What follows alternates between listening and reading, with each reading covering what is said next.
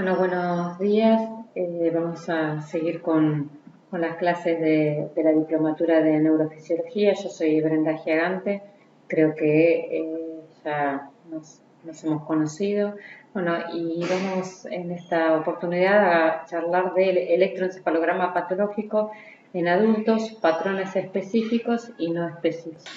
Entonces, para hablar de la actividad patológica tenemos que saber cómo denominamos a esos grafoelementos o elementos paroxísticos que aparecen por fuera del ritmo de base fisiológico normal de una persona. Entonces llamamos a onda a la diferencia de potencial que existe entre dos electrodos y eso refleja un elemento único que sobresale lo que decíamos de esa actividad de base. La onda aguda es fisiopatológicamente tiene el mismo significado que lo que denominamos punta o espiga y lo que lo diferencia es la duración.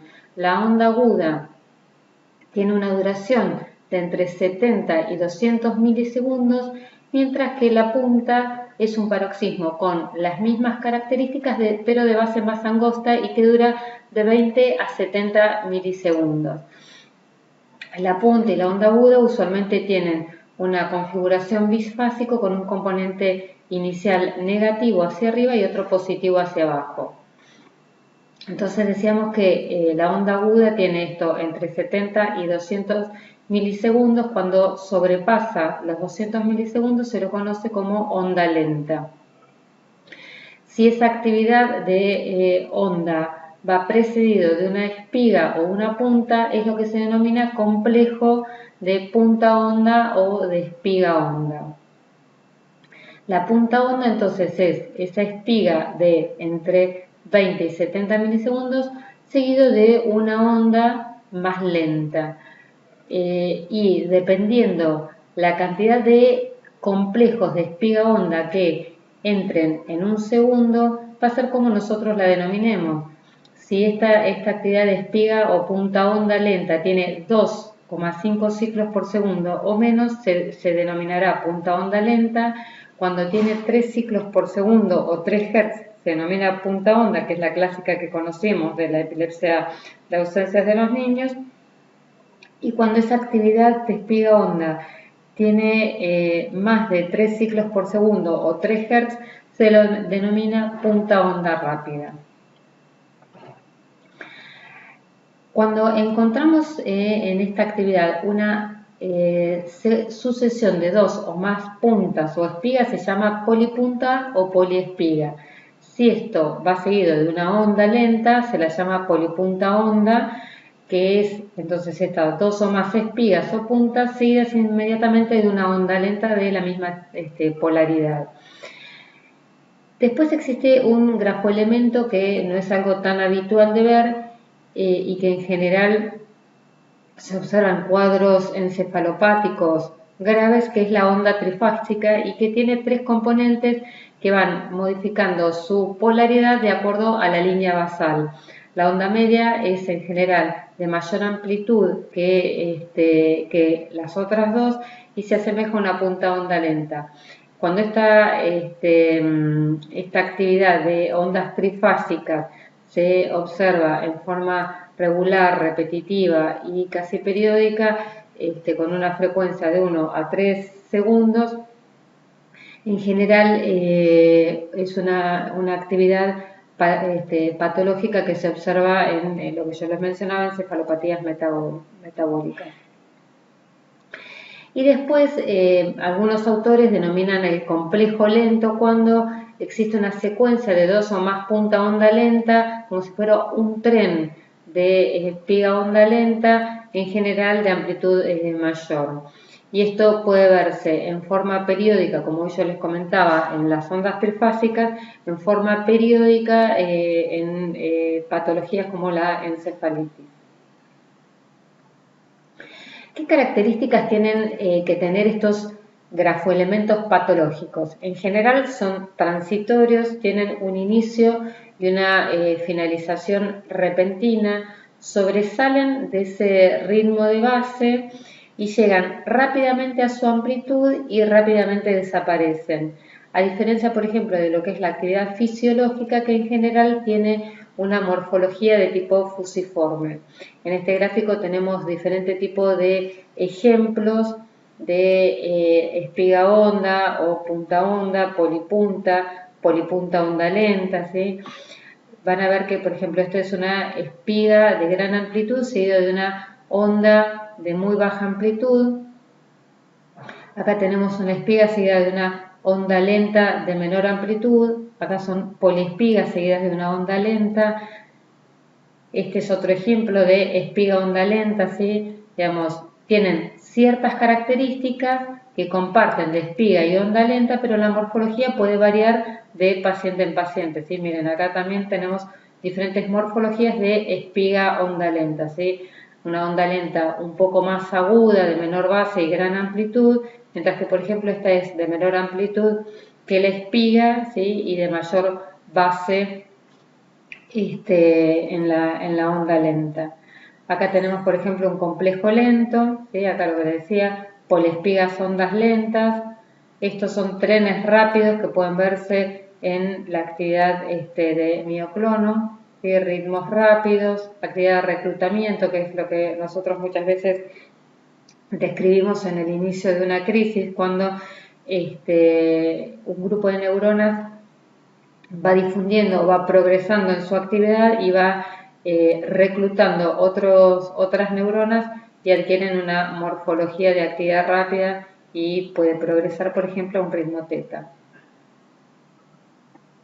Acá nuevamente son diferentes ejemplos de espigas con diferentes tipos de morfología, de complejo espiga onda lenta. Miren, este es como mucho más dibujado y la espiga mucho más pegada a la onda lenta que le precede. Esta tiene una morfología diferente, con la misma amplitud, tanto la espiga como la onda lenta, ¿sí? Pero finalmente terminan configurando un complejo de espiga onda lenta.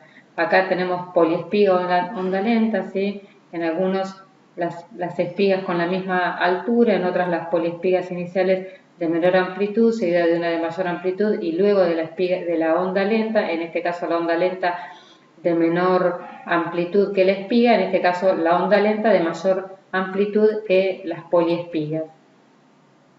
En el ejemplo que sigue vemos poliespigas periódicas, ¿sí? Que a veces esto, cuando una actividad se observa así en forma periódica, en general son de mal pronóstico. Acá hay una secuencia de ondas lentas de baja amplitud y acá hay una secuencia de amplias ondas lentas de gran amplitud, ¿sí? De tipo delta. Bueno, ya vimos cómo los denominamos y cuáles son las características morfológicas de estos grafoelementos patológicos. Y ahora, una vez que conocemos o podemos denominar esa actividad patológica, tenemos que describirla en cuanto a su distribución espacial.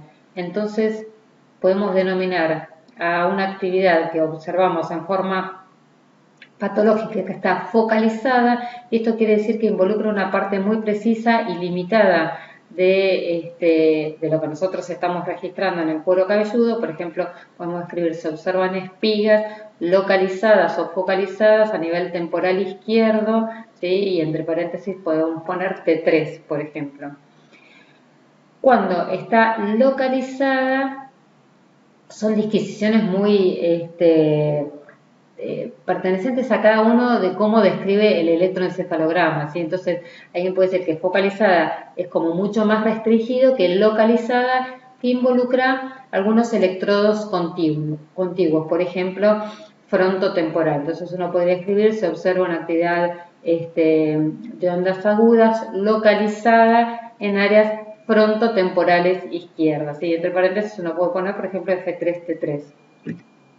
Ya cuando hablamos de lateralizada, quiere decir que estamos hablando de que esta actividad patológica involucra a todos los electrodos sobre un mismo hemisferio, ¿sí? O sea que sobre todo el hemisferio izquierdo, por ejemplo.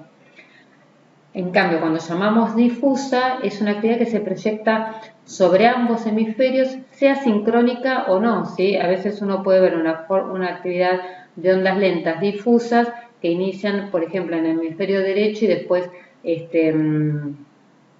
propagan hacia la izquierda, pero termina siendo difusa, ¿sí? O esa actividad de ondas lentas no tiene los mismos hertz a derecha que a izquierda. En cambio, cuando hablamos de actividad generalizada, es que involucra a todos los electrodos sobre ambos hemisferios en forma sincrónica. Cuando hablamos de actividad multifocal, cuando existen varios focos independientes en uno o en ambos hemisferios, ¿sí? Y este término es muy importante, por ejemplo, en el momento de describir un electroencefalograma con ipsarritmia. Una de las características distintivas es la presencia de puntas o espigas multifocales, ¿sí? Que hablan de la epileptogenicidad de toda la actividad eléctrica cerebral. Y después podemos decir que una actividad es asimétrica cuando existe diferencia entre los dos hemisferios o entre dos áreas homólogas. Y esta asimetría puede ser en ritmo, por ejemplo, que un ritmo alfa en el hemisferio derecho tenga 8 Hz y en el hemisferio izquierdo tenga 12 Hz.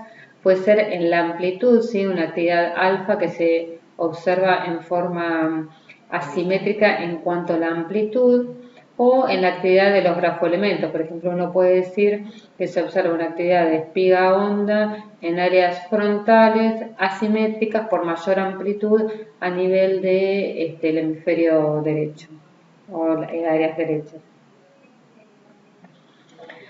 Y todos estos elementos en general uno los ve entre crisis, ¿sí? Es raro que uno registre un electroencefalograma durante una crisis. Eso en general uno lo puede registrar en los estudios de videoelectroencefalograma, en los cuales los pacientes son internados durante varios días, con reducción en general de su tratamiento anticonvulsivante, con el objetivo de registrar las crisis, ¿sí? Entonces ahí sí tendríamos un registro crítico o ictal, pero en general la actividad eléctrica que nosotros podemos registrar es intercrisis.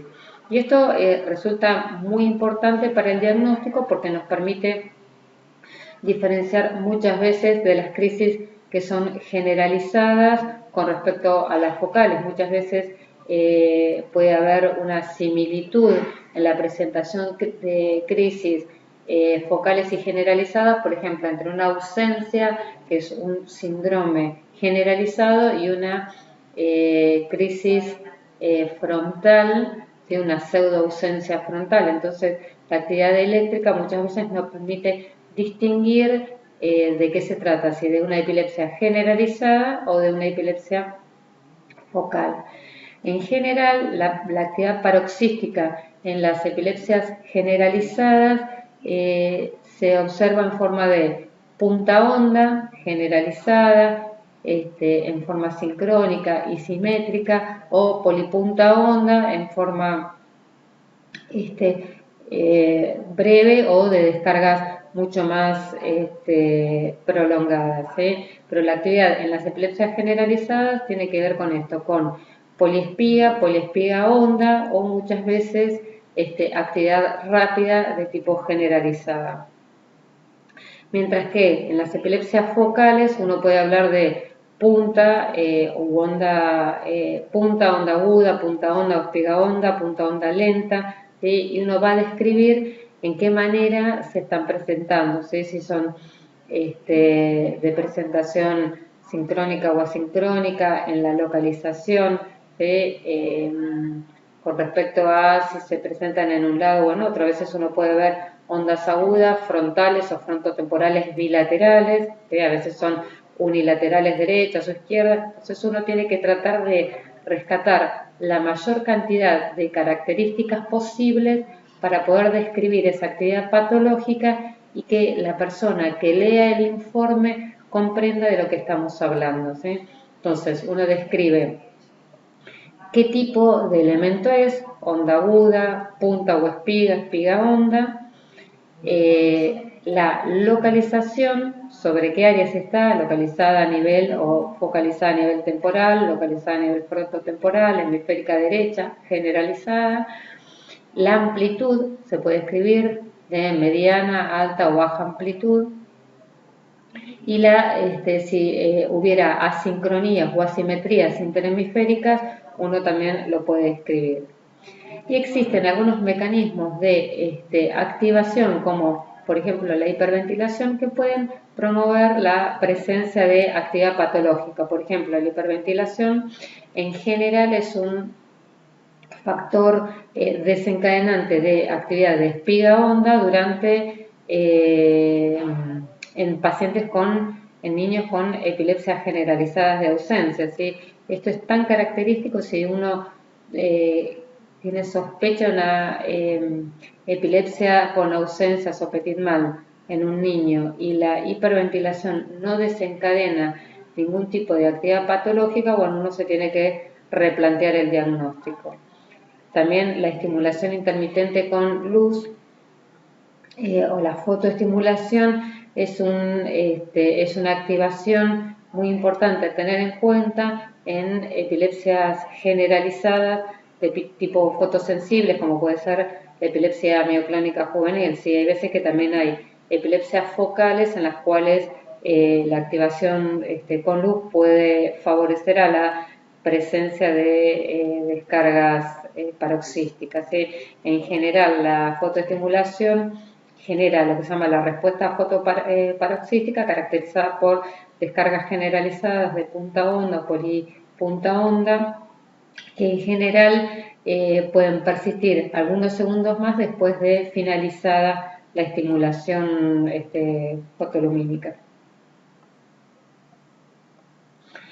Y a veces en los informes de electroencefalograma uno puede encontrar algún tipo de descripción como signos de disfunción cerebral localizada, y esto están hablando de que existe un foco o una zona que corresponde al proceso patológico que subyace a la epilepsia. Siempre tenemos que tener en cuenta que nosotros estamos haciendo un registro de campo alejado, o sea, sobre el cuero cabelludo, por lo cual lo que nosotros estamos viendo es algo alejado y lo vamos a ver en la zona donde se organice ese dipolo, tenga la capacidad de expresarse ese dipolo, ¿sí? Entonces, teniendo estas consideraciones, uno puede asumir, por ejemplo, que en una epilepsia en la cual uno presupone una actividad, una semiología que nos orienta en epilepsia temporal, bueno, uno esperaría encontrar actividad de ondas agudas, ondas lentas, teta, a nivel de áreas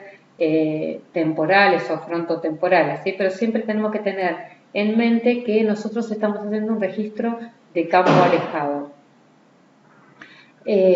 Cuando en un informe alguien hable de signos de actividad epiléptica, está hablando de lo que denominamos recién, las puntas, la punta onda, la polipunta onda, las ondas lentas, ¿sí?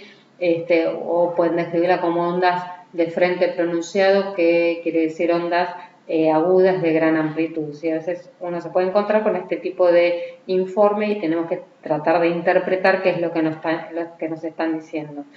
En algunos tipos de epilepsia, por ejemplo, los trenes de actividad lenta teta son bastante característicos, por ejemplo, en la epilepsia del lóbulo temporal, ¿sí? Encontrar no una onda aguda, sino trenes de ondas lentas teta y tiene el mismo valor paroxístico que una onda aguda.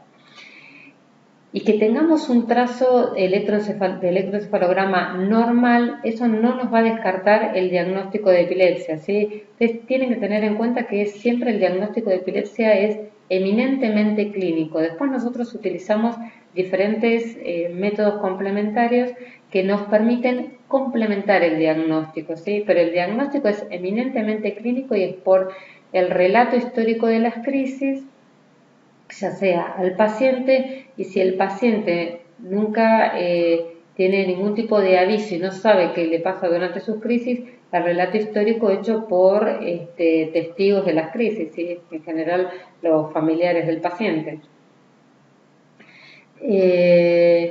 Y el otro tema que tenemos que tener muy en cuenta que una actividad paroxística en una persona que no tiene crisis puede ser un hallazgo dentro de la normalidad, ¿sí? Existe un porcentaje de la población, entre un 2-3%, que tienen actividad patológica, digámosle así, o paroxística en el electroencefalograma y que nunca han tenido ningún tipo de clínica compatible con crisis de epilepsia, por lo cual no se puede hacer diagnóstico de epilepsia en base a un electroencefalograma. El diagnóstico es clínico, no se medica un electroencefalograma.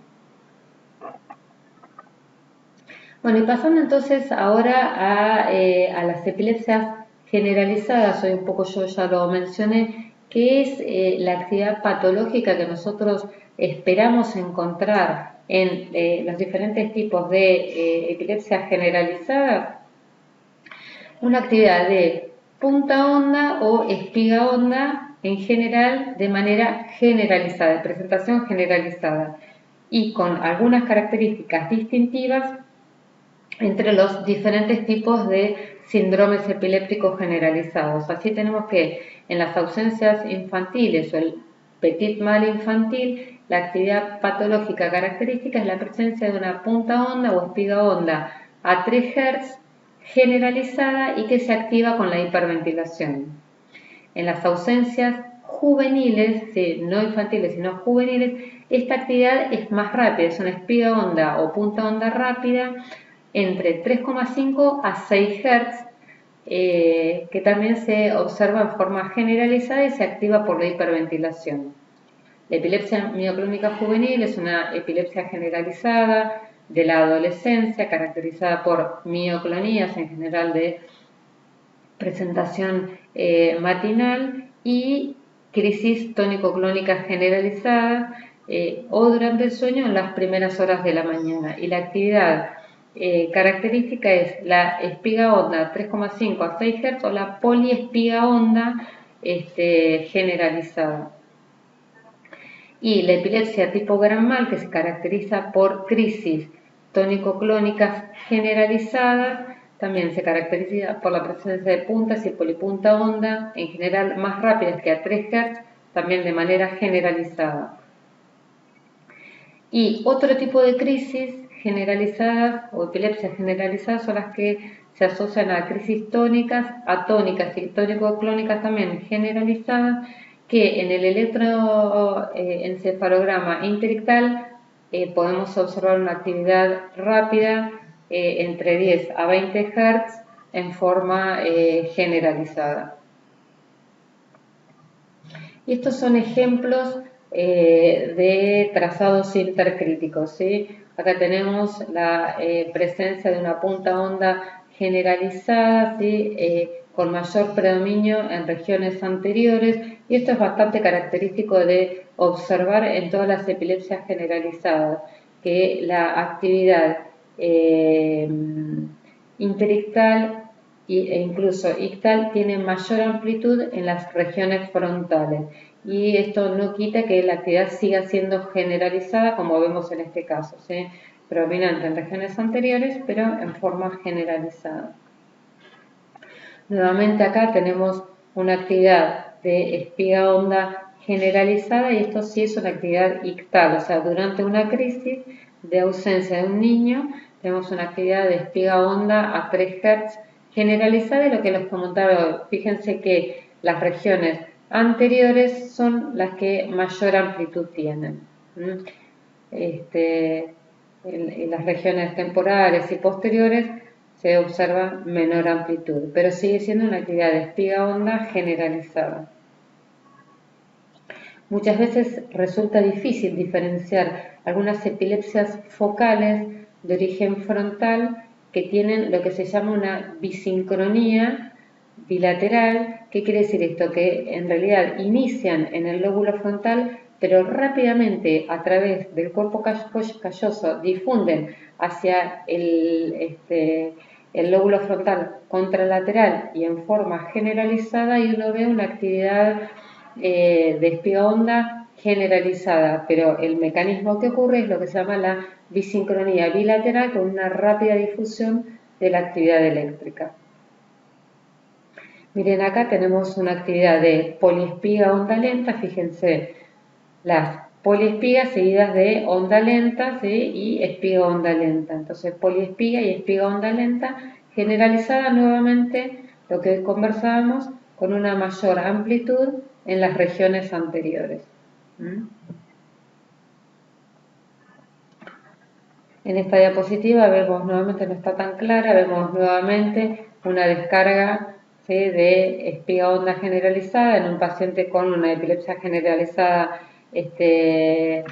idiopática, y muchas veces uno puede hacer un registro poligráfico con registro de electromiograma a la par que se registre el electroencefalograma, y eso nos permite registrar si hay actividad muscular asociada a esta actividad electroencefalográfica anormal que nos podría detectar, por ejemplo, la presencia de una mioclonía, ¿sí? Por ejemplo, en este momento de esta descarga no se observa ningún tipo de actividad muscular asociada, ¿sí? Acá hay otra vez una descarga de espiga onda generalizada, siempre con mayor amplitud en regiones anteriores. Entonces uno tiene que describir esta actividad de espiga onda considerando en un segundo cuántos hertz entran para poder describirlas. Entonces uno puede decir actividad de espiga onda a 3 hertz, a 2 hertz. Bueno, y ahora vamos a pasar a las epilepsias focales, y dentro de las epilepsias focales podemos describirlas por lóbulos, ¿sí? Yo me voy a dedicar fundamentalmente a las epilepsias focales en la adultez, y ya la neuropediatra y el neuropediatra hablarán de la actividad patológica de las epilepsias en la infancia. Entonces, la epilepsia temporal en el adulto es la más frecuente de las epilepsias focales, ¿sí? En general las epilepsias focales son menos frecuentes que las epilepsias generalizadas, pero dentro de las focales, la epilepsia del lóbulo temporal es la más frecuente, ¿sí? ¿Y qué actividad eléctrica interictal podemos observar en este tipo de epilepsias? Una actividad de punta o ondas agudas, localizada o focalizada en regiones temporales, en general en la región temporal anterior, ¿sí? Los electrodos T3 o T4, ¿sí? Eso se observa en el 80% de las epilepsias del lóbulo temporal. Y una epilepsia, aunque sea unilateral, que sea una epilepsia de un lóbulo temporal, puede también tener descargas bitemporales de manera independiente, en general con predominio del lóbulo temporal afectado. Y hoy yo les mencionaba que existe una actividad rítmica intermitente en la frecuencia delta o teta, que se considera también como una anormalidad epileptiforme cuando se observa así en forma de trenes o seguidillas de esta actividad de ondas lentas. Tiene un valor de tipo epileptiforme. Acá vemos una actividad de ondas agudas. Esto lo podríamos describir como se observa un paroxismo de ondas agudas localizado en la región temporal izquierda con reversión de fase en T3, ¿sí? Lo que nos habla que la zona de máxima electronegatividad se halla a nivel T3, en la región temporal anterior, que es el foco. Miren cómo tenemos este paroxismo aislado y acá dos paroxismos repetitivos en forma contigua. Por ejemplo, en este caso podemos observar también en una epilepsia del lóbulo temporal la presencia de un tren de ondas lentas en la frecuencia teta localizada en el lóbulo temporal derecha, y la presencia de puntas en la región frontal derecha con reversión de fase en F8. Y por otro lado, en este mismo electroencefalograma observamos un ritmo fisiológico mu que tiene localización central derecha y que no tiene significancia patológica. Así acá vemos otro paroxismo de espigas localizado en la región temporal derecha con reversión de fase en F8. Acá nuevamente vemos una actividad bastante más regional. Observen que se están comprometidos electrodos frontotemporales del lado derecho, F8, T10, T4, F2, con reversión de fase en T10. Y esto era en un paciente con una esclerosis hipocampal. Vean que la actividad paroxística se observa más posterior que lo habitual, pero bueno, es lo que, digamos, hoy mencionábamos. El dipolo tiene su manera particular de organizarse en cada paciente y uno describe qué es lo que estamos viendo a nivel de superficie o de escala. Nuevamente acá un paroxismo de ondas agudas. Fíjense que este tiene la cantidad de segundos por página es mucho mayor que estas. Acá tenemos 10 segundos por página, acá debemos tener 20 segundos por página, por eso esta actividad se ve mucho más especulada con respecto a la anterior. Esto es artificio por electrodo, esto es movimiento, pero se ve claramente acá un paroxismo de espigas con reversión de fase en T4, F8, T4. Ya pasamos a las epilepsias frontales. Las anormalidades epileptiformes más frecuentes es observar la presencia de punta onda y ondas lentas, ¿sí? La punta onda no es algo tan frecuente de ver, por ejemplo, en las epilepsias temporales, pero sí es mucho más frecuente en las epilepsias frontales, ¿sí? En la menor cantidad de proporción de pacientes uno puede ver esa actividad en forma localizada y unilateral, ¿sí? Mayormente uno lo ve más multilobar y lateralizador, pero también tenemos un porcentaje de pacientes en las cuales no observamos ningún tipo de actividad. Por otro lado, tenemos que tener en cuenta que la presencia de algunas ondas agudas frontales posteriores o parietales anteriores pueden no tener ningún tipo de valor patológico, o sea que siempre tenemos que caracterizar la clínica del paciente para poder darle el valor que realmente tiene la actividad paroxística. Y en las epilepsias que comprometen las regiones frontales mesiales y la región frontal inferior, puede verse lo que hoy yo les mencionaba, la actividad de punta onda lenta frontal, y verse en forma generalizada, que en realidad no es una epilepsia generalizada, sino que es una sincronía bilateral secundaria, por esto que yo les comentaba de la rápida propagación de la actividad patológica a través del cuerpo calloso. Acá vemos una actividad de espiga onda. Este es un montaje transversal, y vemos una actividad de espiga onda en la región frontal izquierda. Acá vemos una actividad de espigas frontales derechas con compromiso, con difusión de áreas temporales del lado derecho. Todo esto que vemos acá, esto es artificio por movimiento, por electrodo, parpadeo. Nuevamente acá tenemos una actividad de ondas agudas frontotemporales en el lado derecho, ¿sí? Algo bastante más regionalizado. Y por último, las epilepsias occipitales y parietales, ¿sí? Que se las denomina las epilepsias posteriores. En la epilepsia del lóbulo parietal, las anormalidades epileptiformes en general tienen como característica la morfología de puntas proyectadas a nivel de la región parietal, y en el lóbulo occipital podemos ver también puntas ondas agudas y también espiga onda en áreas de proyección occipital, ¿sí? Áreas posteriores.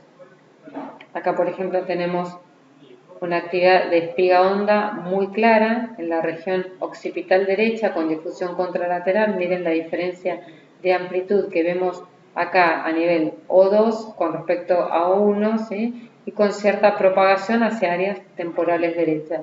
Nuevamente acá, miren que dibujada es esta morfología de espiga honda en las regiones occipitales derechas con difusión contralateral. Nuevamente acá, una actividad de ondas agudas, en este caso en un paciente con una epilepsia asociada a una malformación de la corteza cerebral localizada en la región temporooccipital del lado izquierdo, ¿sí? Y acá vemos una actividad paroxística de ondas agudas y ondas lentas, fundamentalmente en regiones posteriores, ¿sí? Ven que esto es T5-1, esto es P3-1, ¿sí? Temporooccipital del lado izquierdo. Acá vemos algo de mucha menor amplitud, ¿sí?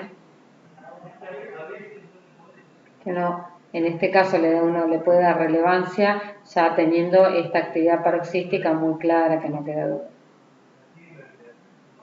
Miren, en este caso tenemos una actividad casi continua de ondas lentas a nivel occipital del lado derecho y que en este caso asociada a una malformación cortical occipital del lado derecho. Es una actividad casi continua de ondas lentas. Esto que estamos viendo acá es un artificio.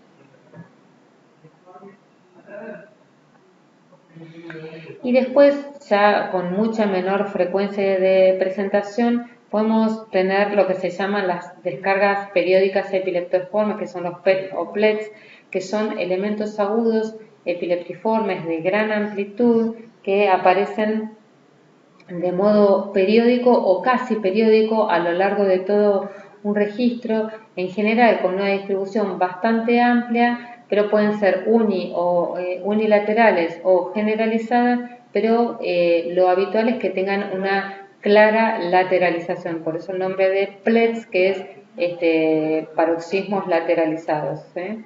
Y en general tienen muy mal pronóstico, se asocian a patologías muy graves, ¿sí? En general tienen un pronóstico grave de vida.